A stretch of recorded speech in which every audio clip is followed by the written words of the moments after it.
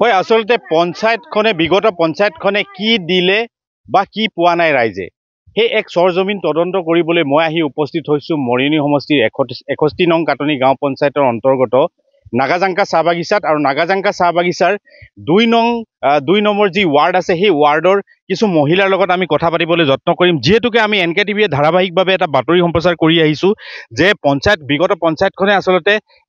ৰাইজক আচলতে কি দিছে বা কি ৰাইজে পাব লাগিছিল বা কি পোৱা নাই সেই লৈ আমি আজি উপস্থিত হৈছোঁ মোৰ সৈতে কেইগৰাকীমান মহিলা আছে মই তেখেতসকলৰ পৰা অকণমান জানিব বিচাৰিম হয় বাইদেউ আপোনালোকৰ পঞ্চায়তৰ এই 61 নং কাটনি গাঁও পঞ্চায়তৰ 2 নং ৱাৰ্ডত আপুনি এগৰাকী সদস্য আপুনি ভোট দিয়ে বিগত পঞ্চায়তখনে আপোনালোকৰ এই ৱাৰ্ডটোত কি উন্নতি কৰিলে বা ৰাইজে কি সুবিধা পালে বা কিবা পাবলৈ বাকী আছে নেকি কি ক'ব আমি দেখা হিচাপেতো একোৱেই পোৱা নাই আমাৰ ঘৰতো আমি একোৱেই পোৱা নাই ঘৰত দুটা বেমাৰী আছে একো এটা আঁচনি নাই মোৰো অৰুণোদয় আঁচনি নাই অকল চাউলটোহে পাইছো ঘৰ নাই একো নাই লেট্ৰিন নাই আৰু কিনো দিছে মইতো তেনেকে নাই দেখা দিয়া হয় বাইদেউ কিবা ক'ব কম ময়ো অৰুণোদয় আঁচনি নাপাওঁ ঘৰত বেমাৰী আছে 950 টকা গেছৰ কাৰণে পইচা দিলোঁ 950 টকা পইচাও খালে তাৰপিছত মোৰ গেছৰ পইচা 950 টকা এনেই খালে আৰু অৰুণোদয় আঁচনি লিষ্টত নাম আহিছিলে নামো কাটি দিলে মোৰ কোনে কাটিলে এতিয়া আমাৰ এতিয়া লাইনৰ যোনখিনি পঞ্চায়তৰ কাম কৰিছে ভোট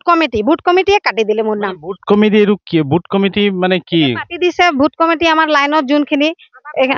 ফৰমেই নিদিলে নামো আহিছিলে মই শুনিলো নামো আহিছিলে মামনি তাঁতী কৈছে কি নিজে আহিব লাগে চবকে ঘৰে ঘৰে গৈ কৈছে বাগানত কৈছে মোক একো কথা কোৱা নাই যে নাম আহিছে পিছত কৈছে যে বোৱাৰীজনী মোক নিজে ক'ব লাগিছিলে বুলি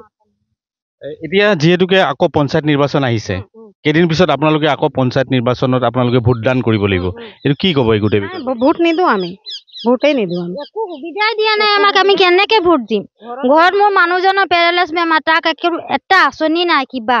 সুবিধা কৰি দিয়া নাই বুঢ়ীজনী কালি পৰহি মৰি যাব খোজকাঢ়িবলৈ নাই পৰা তাৰো একো নাই মই অৰুণোদয় আঁচনি নাপাওঁ কেনেকে ভোট দিম আমি কিবা এটাতো সুবিধা পাব লাগিব ন আমি হয় আচলতে বিভিন্ন ধৰণৰ সমস্যা আচলতে চৰকাৰখনে পঞ্চায়তখনক দায়িত্ব দিছিলে যে পঞ্চায়তৰ প্ৰতিগৰাকী সদস্যৰ আচলতে যিগৰাকী আচলতে প্ৰকৃত হিতাধিকাৰী সেই হিতাধিকাৰীক কিন্তু আঁচনিত অন্তৰ্ভুক্ত কৰিব লাগে কিন্তু দেখা গৈছে যে নাগাজাংকা যি চাহ বাগিচাৰ 61 নং কাটনি গাঁও পঞ্চায়তৰ 2 নং ৱাৰ্ডৰ যিসকল ৰাইজ আছে সেই ৰাইজ কিন্তু এতিয়া এক খুব প্ৰকাশ কৰিছে আমাৰ NKTVৰ ওচৰত যিহেতুকে তেওঁলোকে পাবলগীয়া কিছুমান বস্তু যিখিনি আঁচনি চৰকাৰে দিছে আচলতে যে প্ৰকৃত হিতাধিকাৰী কিন্তু হিচাপে তেখেতসকল আছিলে কিন্তু তেখেতসকলক দিয়া নাই তেখেতসকলক বঞ্চিত কৰিছে মোৰ এটা স্থানীয় যুৱক এজন আছে মই তেখেতৰ পৰা অকণমান জানিব বিচাৰিম অকণমান ইয়ালৈ আহক কি ক'ব এই গোটেই বিষয়টোক আমি এটা বস্তু আমি জানিব পাৰিছিলোঁ যে আপোনালোকৰ এই 2 নং ৱাৰ্ডত যি ঘৰ দিয়ে চৰকাৰী যি ঘৰ দিছে সেই ঘৰো কিন্তু এখনে দিছে বুলি আমি শুনিছোঁ ৰাইজৰ অভিযোগ এটা আছে কি ক'ব আৰু গোটেই এই যি পঞ্চায়তখনে যিখিনি কৰিব লাগিছিলে 61 নং পঞ্চায়তে কিমান দূৰ সফল হৈছে আৰু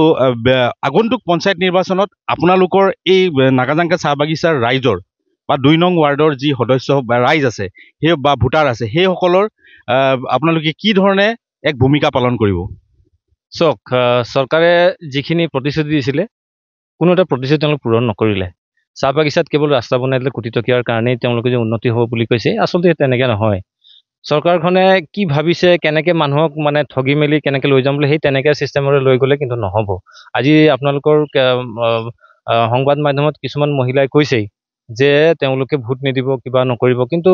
আচলতে সেই কথাটো নহয় ভোটটো দিবই লাগিব আৰু আমি চৰকাৰখনক যদি কোনোবা চৰকাৰ আমাৰ বাবে কাম কৰা নাই তো তেওঁলোকক সলনি কৰাৰ এটা অধিকাৰ তেওঁলোকক আছে এটাই সবচে ডাঙৰ কথাটো হ'ল যিখিনি প্ৰতিশ্ৰুতি দিলে যে ঘৰ দিব 2020 চনলৈকে নৰেন্দ্ৰ মোদী ডাঙৰীয়াই ক'লে যে আমি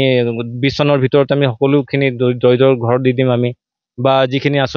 আঁচনি ৰূপায়ণ ক্ষেত্ৰত চৰকাৰে একেবাৰে ব্যৰ্থ হৈছে ইয়াত যিখিনি পালি নেতা আছে আমাৰ ৱাৰ্ডতে কৈছোঁ 2 নম্বৰ ৱাৰ্ডত কেৱল এটাহে PMAY ঘৰ আছে আৰু নাই কিয় নাপালে কিয় 5 বছৰ 10 বছৰত ঘৰ বনাব নোৱাৰিলে PMAY ঘৰে বৰ লাজৰ কথা আমি খুব দুখ পাইছোঁ যে চৰকাৰখনে আমাক ইমান ধুনীয়াকৈ কোৱা পাছতো প্ৰতিশ্ৰুতি দিয়া পাছতো আমাক কিন্তু ঠগিলে আৰু ঠগিলে যেতিয়া কোনো এটা মানুহে জানো বিজেপি চৰকাৰত ভোট দিব তেনেকৈ ঠগিলেতো নহ'ব সেইকাৰণে আমাৰ বিশেষকৈ আছিলে যে মানুহখিনি অৰুণোদয় পাব লাগিছিলে দৰিদ্ৰ সীমা ৰেখাৰ পৰিয়ালখিনি